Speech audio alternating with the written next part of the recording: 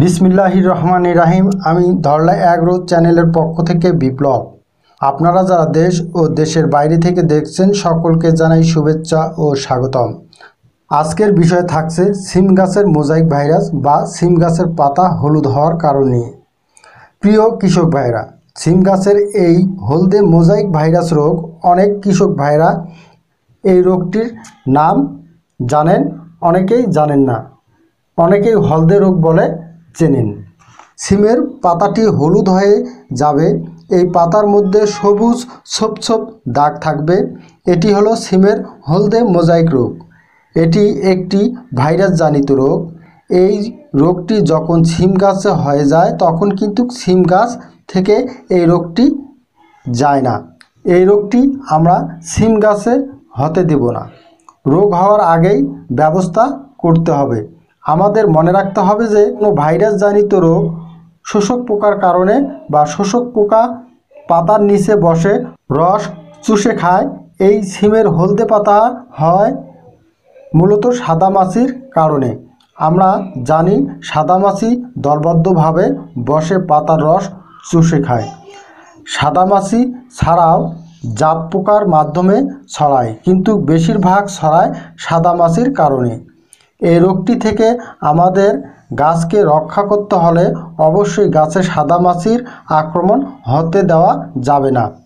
তো সাদামাছির আক্রমণ থেকে কিভাবে গাছকে রক্ষা করতে পারি তার আগে বলি সাদামাছির কারণে কিভাবে রোগটি ছড়ায়। আমরা সকলেই জানি ডেঙ্গু ও চিকুনগুনিয়া রোগটি সম্পর্কে সকলেই জানি। মশা যখন আক্রান্ত মানুষের শরীরে বসে রক্ত চুষে খায়, এরপর যখন সুস্থ মানুষের শরীরে বসে তখন এই ভাইরাসটি ভালো মানুষের শরীরে ছড়িয়ে যায়। ঠিক সাদামাছি যখন আক্রান্ত গাছে বসে রস চুষে খাবে, এরপর যখন ভালো ও সুস্থ গাছে চলে যাবে তখন এই ভাইরাসটি ওই গাছে ছড়িয়ে যাবে। অনেক কৃষক ভাইরা ভুল করে যখন এই লক্ষণটি ছড়িয়ে যায় এই গাছটি কিভাবে সুস্থ করতে হবে তখন এই বিষয় নিয়ে চিন্তা করি। আসলেই সব সময় পরামর্শ দেই যারা বাণিজ্যিকভাবে সিম চাষ করে এই ভাইরাসজনিত গাছটি ছড়িয়ে ফেলতে বলি। সাদামাছি যেন ভালো গাছে চলে যেতে না পারে, যেমনটা চিকুনগুনিয়া বা ডেঙ্গু রোগের ক্ষেত্রে করে থাকি। তাদেরকে মশারির ভিতরে রেখে আলাদাভাবে তাদেরকে চিকিৎসা দেওয়া হয়। তো এই ভাইরাস থেকে রক্ষার জন্য পোকানাশক কীটনাশক প্রয়োগ করতে পারি। এটি একটি ভাইরাসজনিত রোগ, দিতে হবে কীটনাশক।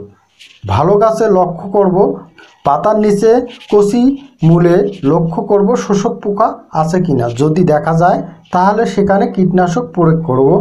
আর তার আগে জাপ পোকা দমনের জন্য অনেকেই ছাই ছিটিয়ে দেয়। যদি কম মাত্রায় জাপ পোকা দেখা যায় সেখানে ছাই ছিটিয়ে নিয়ন্ত্রণ করা যায়। যদি বেশি মাত্রায় আক্রমণ করে সেই ক্ষেত্রে কীটনাশক প্রয়োগ করব। কি কীটনাশক প্রয়োগ করব?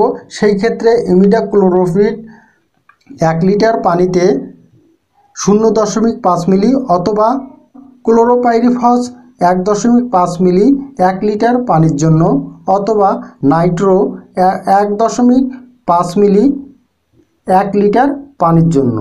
যে কোনো একটি কীটনাশক আমরা প্রয়োগ করব যেন কোনো গাছে শোষক পোকা আক্রমণ করতে না পারে।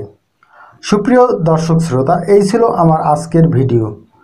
যদি আমার এই ভিডিওটি ভালো লাগে তাহলে একটি লাইক দিবেন এবং আপনাদের কোনো মতামত থাকলে কমেন্ট করবেন এবং আমার এই ভিডিওটি শেয়ার করবেন। সবাই ভালো থাকবেন, সুস্থ থাকবেন। আল্লাহ হাফেজ।